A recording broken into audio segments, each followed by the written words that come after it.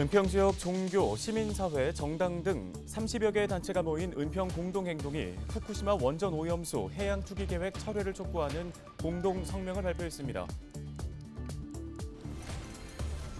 최혜수 양천구 의원이 아들의 양천구 시설관리공단 특혜 채용 의혹에 대해서 사실이 아니라고 해명했습니다. 최 의원은 시설관리공단은 채용은 블라인드로 진행이 됐고 적법한 절차에 의한 공개 채용이었다며 특혜 채용 의혹을 전면 부인했습니다. 은평구 진관사에 기거하며 독립운동을 펼쳤던 백초월 스님과 일장기 위에 덧그린 진관사 태극기가 연극으로 무대 위에 오릅니다. 제78주년 광복절을 기념해 15일 은평 문화예술회관에서 선보입니다.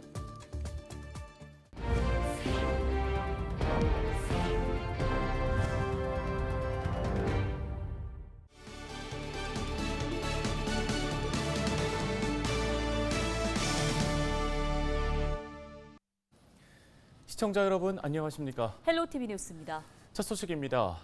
최혜숙 양천구 의원이 양천구 시설관리공단의 자녀 특혜 채용 의혹에 대해 사실이 아니라는 공식 입장을 냈습니다. 최혜숙 의원은 14일 양천구 의회에서 기자회견을 열고 블라인드로 진행된 시설관리공단의 채용은 적법한 절차에 의한 것이라며 특혜 채용 의혹을 강하게 부인했습니다.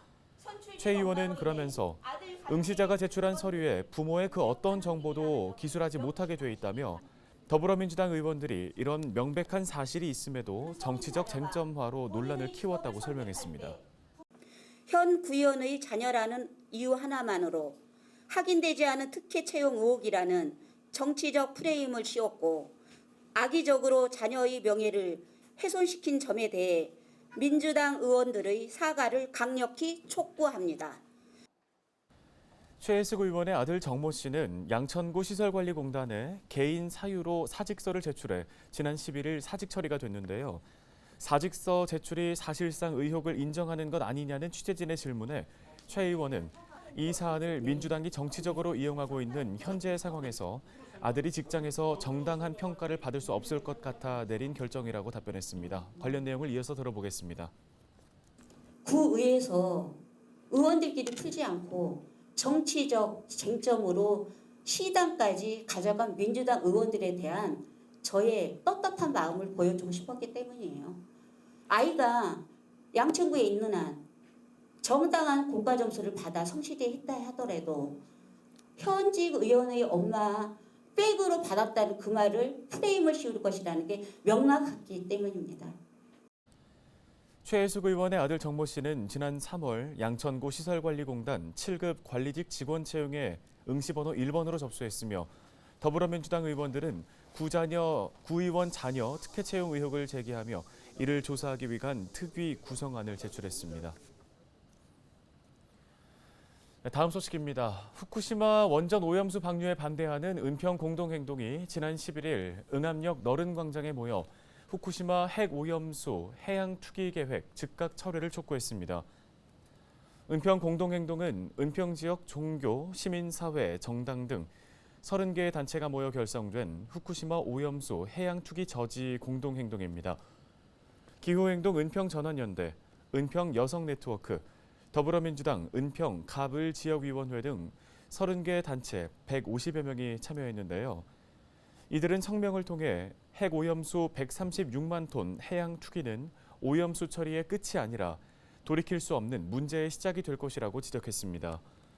일본 정부와 도쿄전력은 핵오염수 해양 투기가 아닌 자국 내에 보관할 수 있는 대안이 있음에도 비용이 가장 저렴하다는 이유로 해양 투기를 고집하고 있다며 이는 인류의 역사에서 한 번도 없었던 위험한 행위인데 윤석열 정부는 해양 투기에 대해 일본의 손을 들어주고 있다고 성토했습니다. 그러면서 정부를 향해 후쿠시마 핵오염수 방류 계획에 불안해하는 국민들이 안심할 수 있는 조치를 보여달라고 촉구했습니다.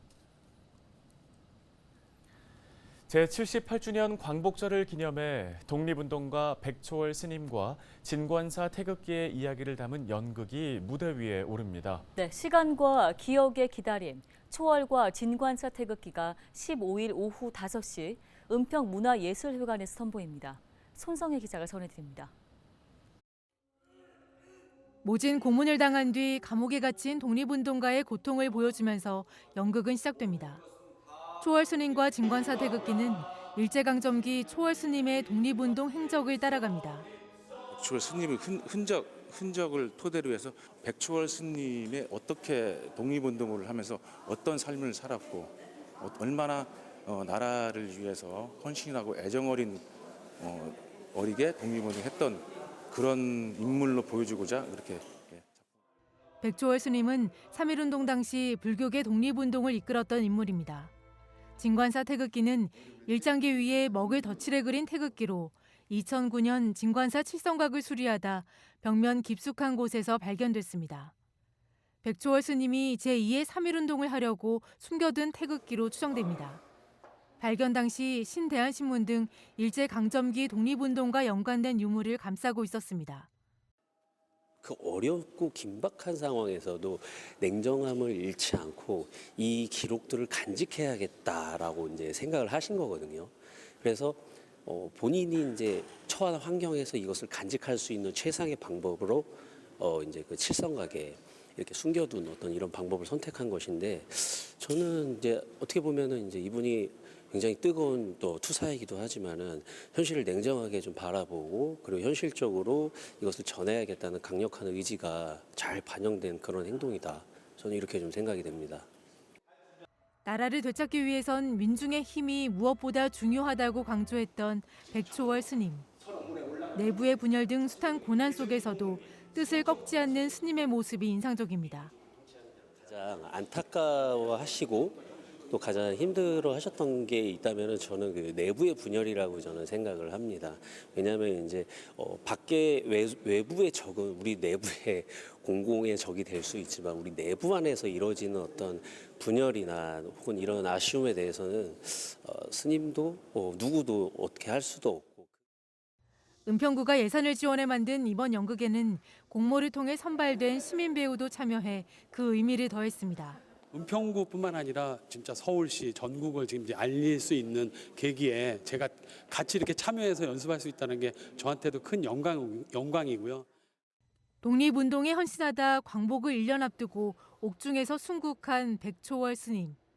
그리고 독립에 대한 염원을 담아 비장한 각오로 일장기 위에 덧그린 진관사 태극기.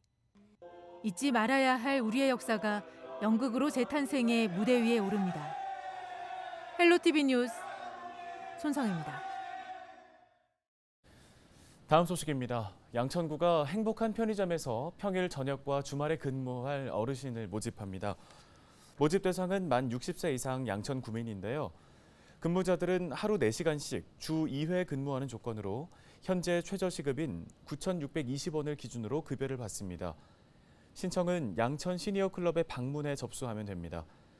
한편 양천구 신월 5동에 있는 행복한 편의점은 가맹 계약을 통해 점주가 된 양천 시니어클럽이 지역 어르신을 직원으로 채용해 운영하는 곳으로 수익금 전액은 어르신 일자리 기금으로 사용됩니다. 김미경 은평구청장이 1일 민원 업무 담당자로 나섰습니다. 김미경 구청장이 지난 9일 민원 업무를 체험하는 시간을 가졌는데요. 민원 업무 체험은 민원 업무 담당자들의 고충을 듣고 민원 행정 서비스의 개선 사항 등을 구청장이 직접 살펴보기 위해 마련됐습니다. 이날 김 구청장은 업무 담당 직원으로부터 민원 처리 방법 등을 배운 뒤 민원 창구에서 여권 발급 등 여러 가지 업무를 처리했는데요. 김 구청장의 이야기를 직접 들어보시죠. 어려운 부분이 어떤 것인가를 좀 찾아보고 또 직원들과 대화도 해보고 또 민원인들이 그 바라는 부분이 어떤 것들인지 이런 것도 궁금하기도 하고, 그러면 그걸 정책으로 어떻게 반영을 해야 될 것인지 이런 부분들에 대해서 오늘 알아보려고 제가 현장을 좀 와서 직접 경험을 하고 있는데. 김미경 구청장은 민원 업무 체험에 이어 진행된 민원 담당 직원들과의 간담회에서 직원들의 애로사항을 듣고 서비스 향상을 위한 의견을 나눴습니다. 은평구의 민원 처리 건수는 일평균 약 400건으로 민원 업무 담당 공무원 1명이 하루 30여 명의 민원인을 응대하며 민원을 처리하는 것으로 집계됐습니다.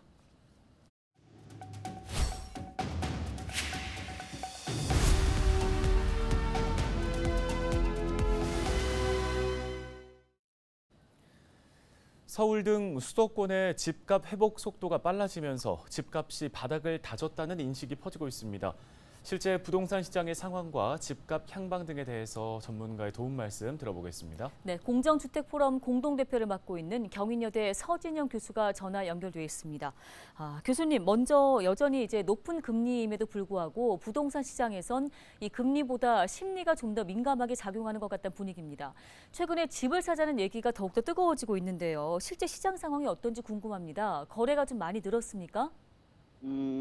지금 이제 고금리 상황이지만 소비자들은 지금이 집값이 저점이라는 인식들을 가지고 있기 때문에 이 일부 매수 세력들이 시장에 개입함으로 인해서 거래량이 증가하고 있고 또한 이 거래 가격도 저점을 넘어서는 형태로 진행이 되고 있고 지금 수요 세력들이 강남 3구에 몰렸다가 그 매수세가 서울 외곽으로 이전되는 현상들이 나타나고 있습니다.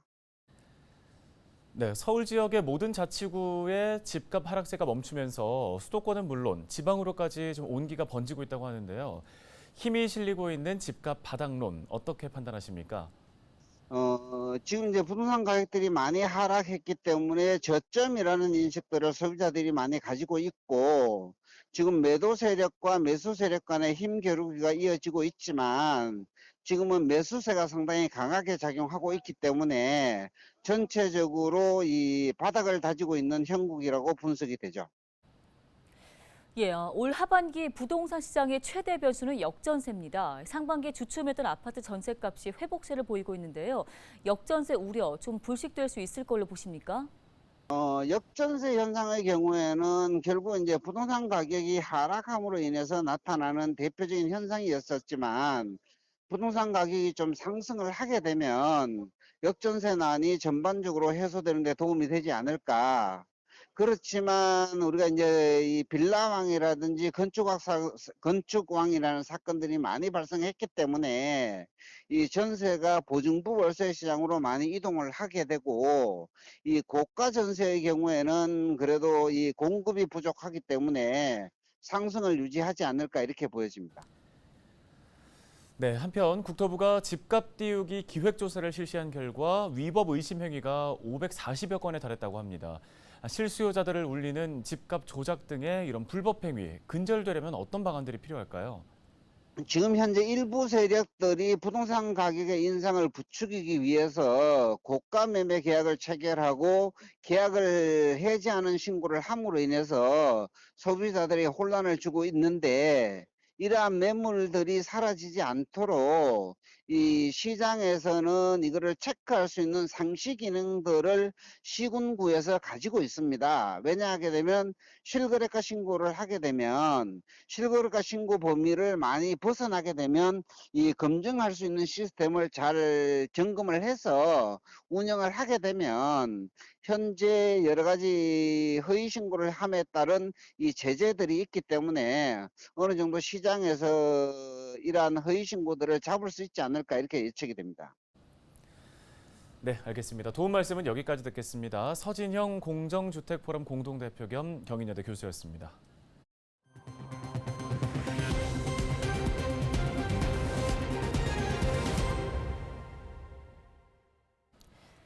서울시교육청이 학생 인권 조례 개정 작업에 착수합니다.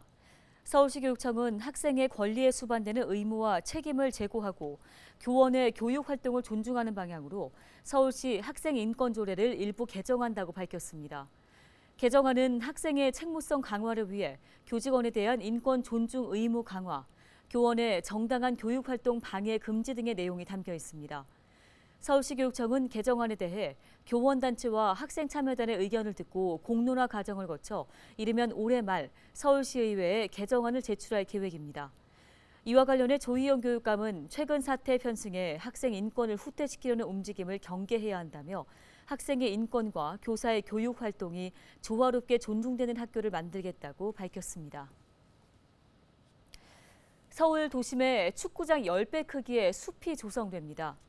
서울시는 오는 2025년까지 100억 원을 들여 11개 자치구 37곳에 바람길 숲을 조성한다고 밝혔습니다. 이번에 조성되는 숲은 안양천과 북한산 일대에 조성되는 1차 바람길 숲과 연결을 확대하는 가로녹지 중심으로 조성됩니다.